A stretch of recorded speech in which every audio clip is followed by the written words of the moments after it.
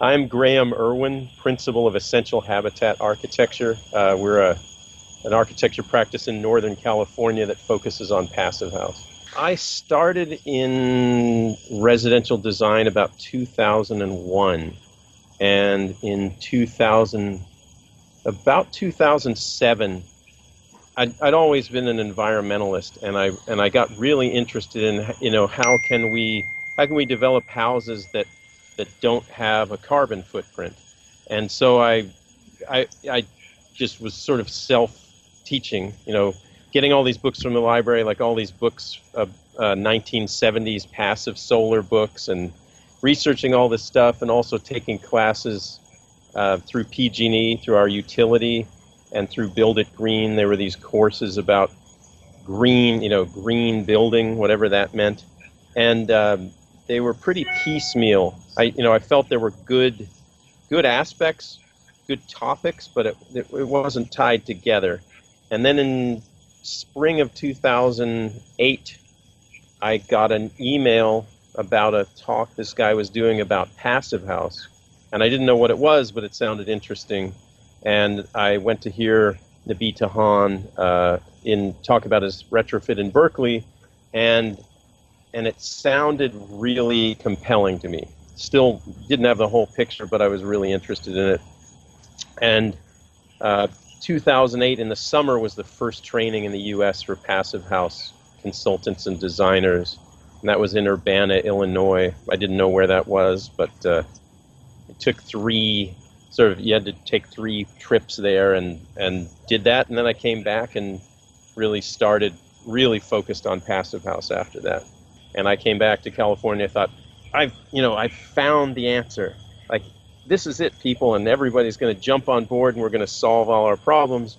And I started talking about passive house at meetings and things like that to just kind of generate interest and let people know about it.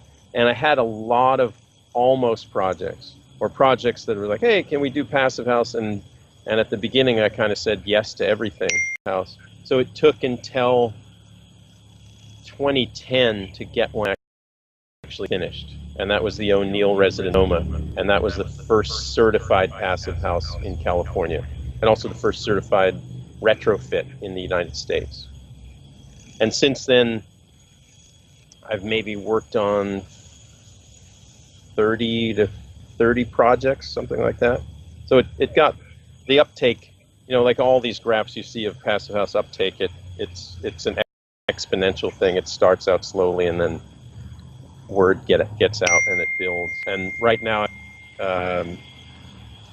3 passive house projects underway, 2 retrofits, 1 new design, a fire replacement, and I'm also working on developing some what we call pocket production passive houses. So we're trying to design some passive house designs or houses that can be reproduced on a more widespread scale, rather than having everything be a custom design project. The work I've done, and for that matter, most of the passive house work, is clustered around the Bay Area, and that's not the mildest climate in California, but it's one of the milder climates. And there are a lot of. I mean, we've got climates that match Alaska, and desert climates, and all these things where the benefits would be enormous. So I've done a study comparing a code building to passive house in all 16 climate zones, because again, it's sort of the same when we started in the Bay Area.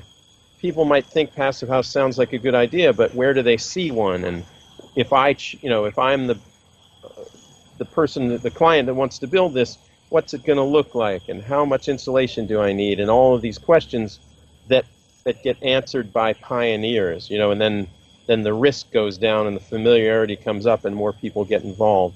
So the idea of this study was to kind of, without being immediately able to build 16 passive houses throughout the state, sort of show people what they might look like, and what kind of benefit they might have compared to code. And I've been pushing that a lot.